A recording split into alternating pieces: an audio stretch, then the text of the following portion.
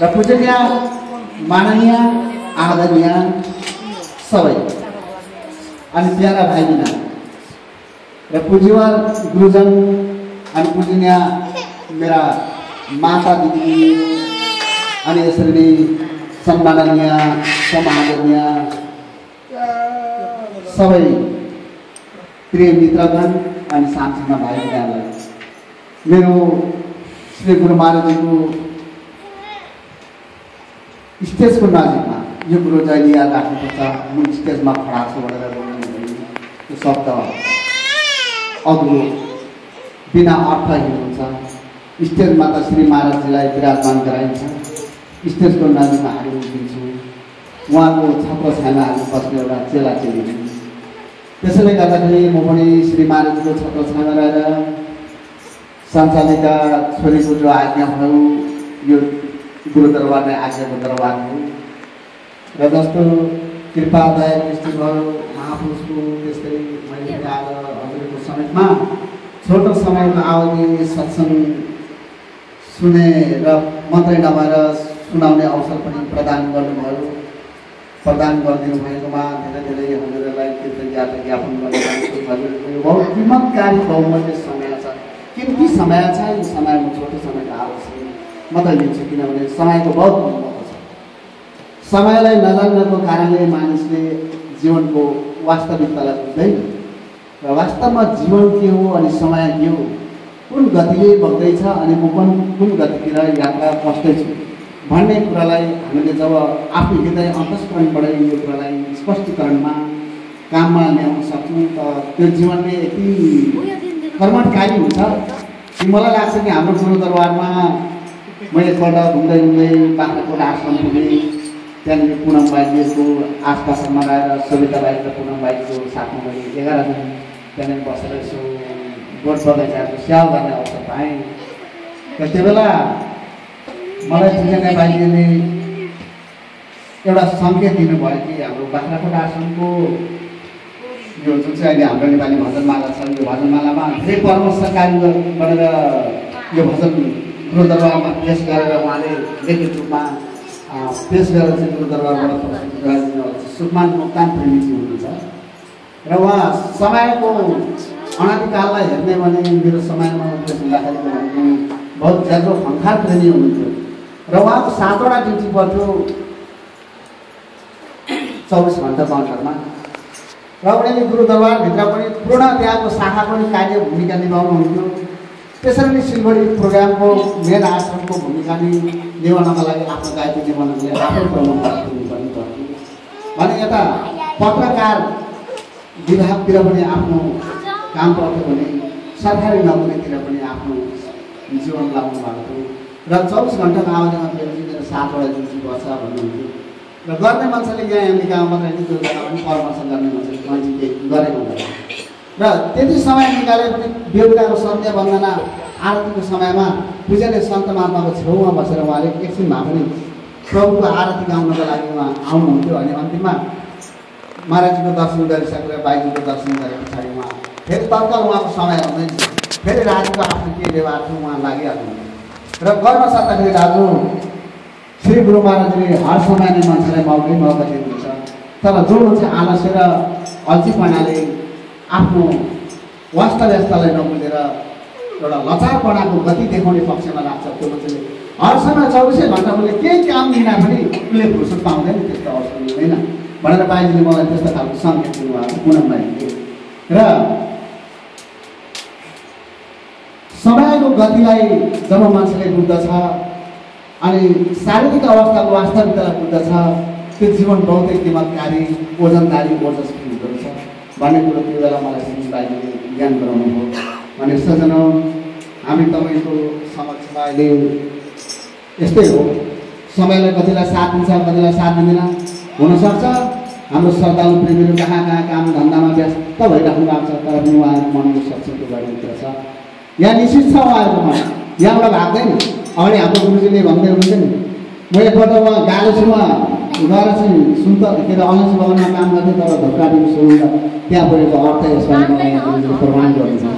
भने त्यस्तो समयमा भएका जो विचारहरू विमर्शहरू मान्छेको जीवनमा केही दिन पछाडि प्रतिष्ठा गरिरहे प्रमाण स्वरूप हुँदो रहेछ। र यस कारणले गर्दाखेरि अहिले हाम्रो पूजनीय दाजु भाउजू यहाँ छोरा अनि छोरी 4 जना परिवारको घरमा निवास गर्नुहुन्छ। र यो पुण्य घरगिरियामा हामी श्री गुरु महाराजको स्टेजको नजिकबाट फेरिहरूबाट यही आह्वान गर्छौँ, उहाँको शारीरिक अवस्था स्वस्थ रहोस्, दिएको दबाई पानीले सही काम गरोस्, उहाँको जीवनलाई रोगबाट मुक्त होस् भन्ने हामी सबैले प्रार्थना गर्छौँ। अनि हाम्रो भाउजूले त केही समय अगाडि नै उपदेश दिनुभएको, तर वृद्ध अवस्थामा यो चिज दिनुभयो। समय बितेपछि कुनै कुरोको पनि अनुभव हुन नसक्छ, त्यो उहाँको जीवनमा मात्रै होइन अर्को व्यक्तिको समयको खाँचो पर्छ।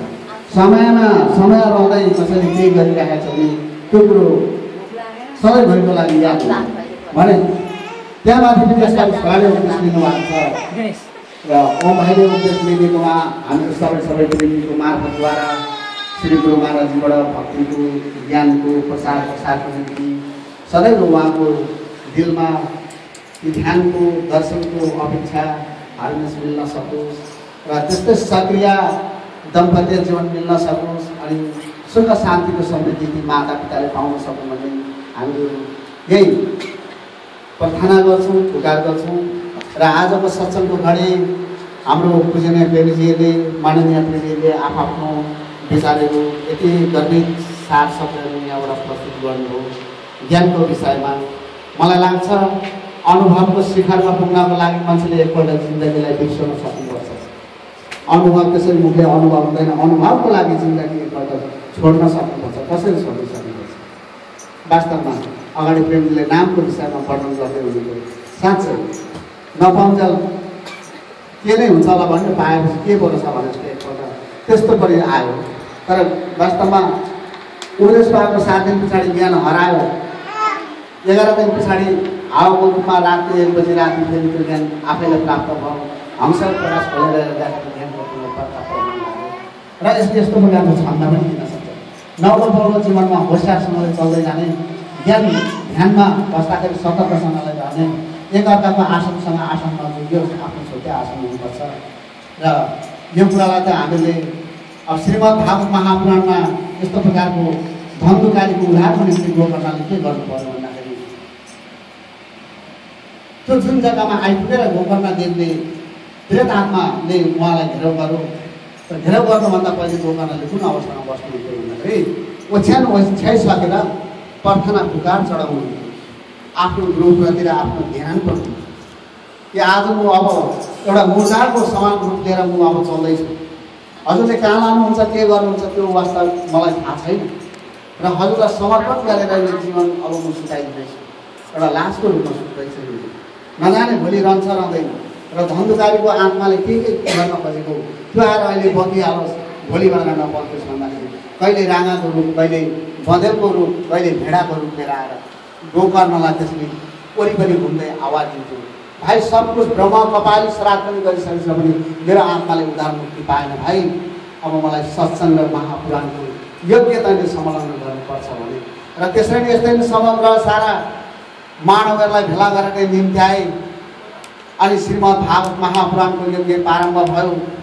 सारा जनवासीहरूले त्यहाँनिर त्यो पुराण सुन्न बसेका थिए। कसैले गाईको कुरा गरिरहेको थिए, कसैले घरको कुरा गरिरहेको थिए, कसैले बिहेको कुरा गरिरहेको थिए, कतिको मन चञ्चल भएर आफ्नो ठाउँमा उडिरहेको थियो। तर ठिकै 7 दिनको दिन पूर्व चाहिँ धन्धुकारी पोको भनेर बाहिर 7 आँखे बाँसमा गाडिएको हुन्छ। 7 आँखे बाँसमा माथि पोको राखिएको हुन्छ।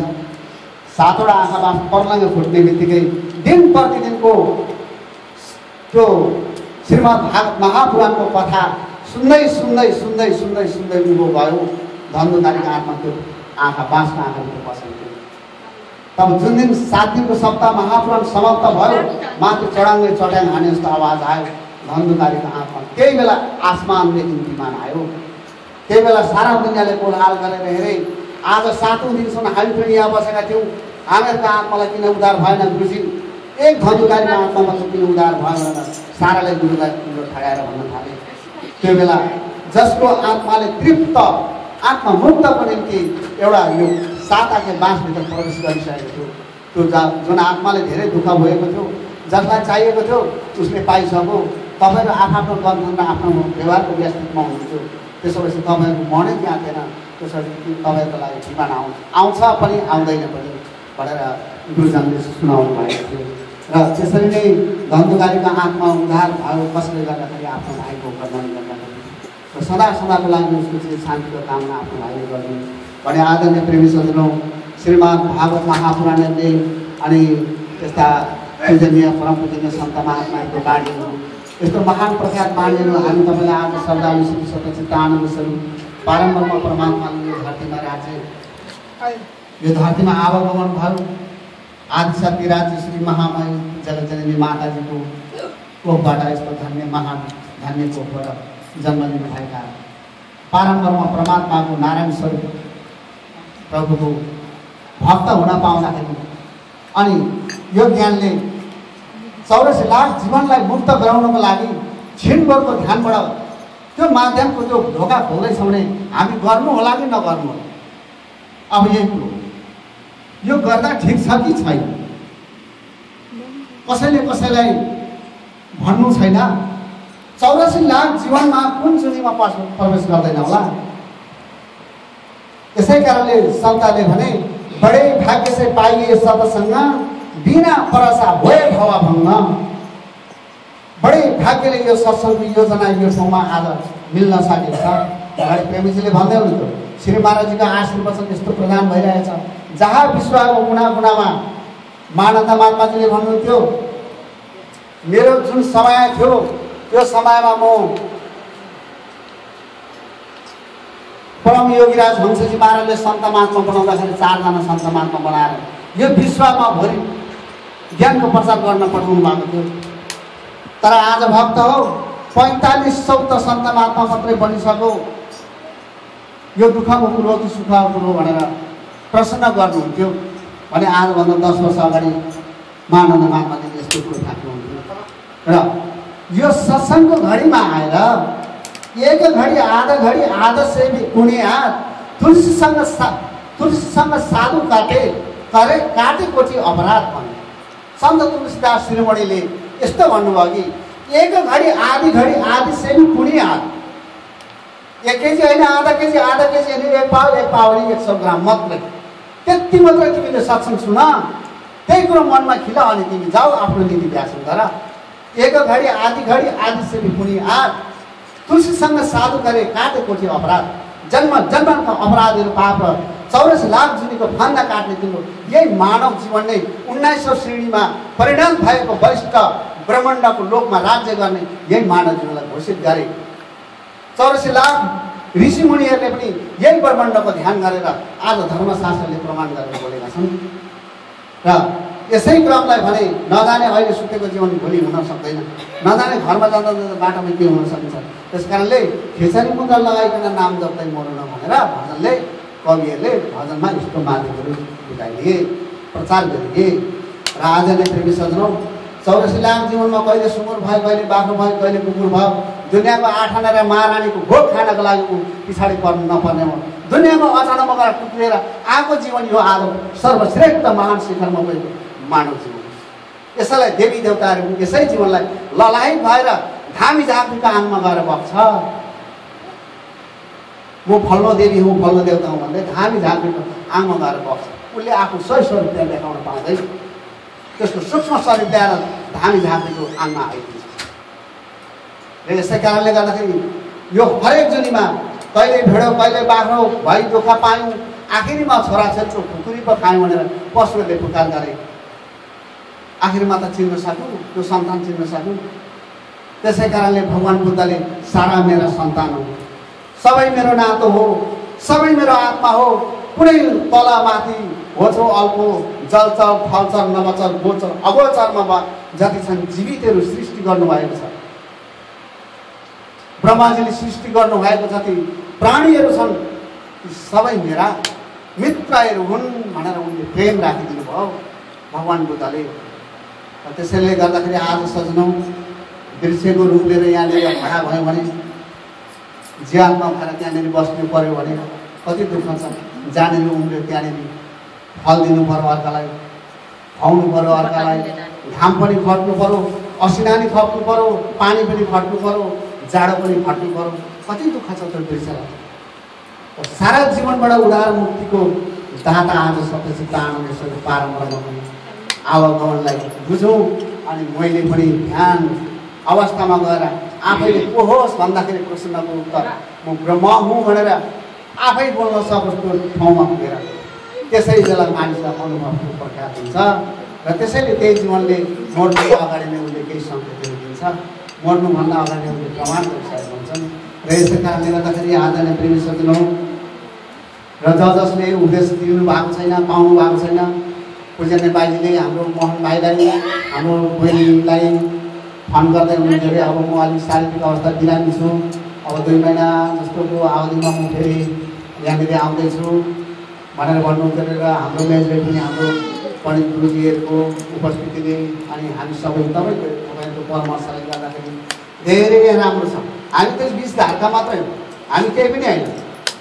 जसले यो ज्ञानको निम्ति एउटा कार्टुनलाई स्टेजको रूपमा राखेर श्री महाराजको कोठालाई पूजा गरे, आँसु लगाएको ठाउँमा कराए, नाते 2 जना मेरो भएर कति करायो, कति दुःख लाग्यो। आज यहाँ उहाँहरूको बिचमा आएर मलाई क्वालिटी मात्रै मैले मारेको छु। मैले उहाँलाई के सहयोग पुर्याउन पाएको छैन। महाराजजीप्रतिको कति गहिरो भावना राख्नु होला, महाराजजीलाई कसरी त्यो ठाउँबाट यहाँ निम्ति आउनु होला, अनि यो ठाउँमा दर्शन पाउनु होला। अनि त्यसरी नै सन्त महात्मा आइदिनु भयो।